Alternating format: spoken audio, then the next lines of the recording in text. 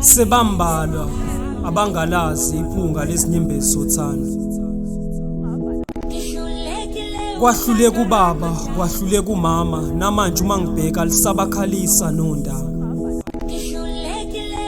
Ngabe besiyintsina uthando lisabadlala nabadala kunathi.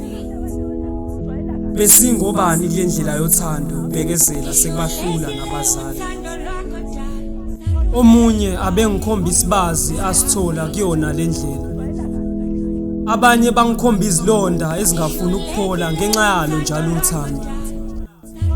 Namhlanje ngimi nembhalo yezinkondlo zami ngizama ukuthola impilo embhalweni ngoba ziyangisondelela izinsuku zokufa njalo mangingena uthandweni.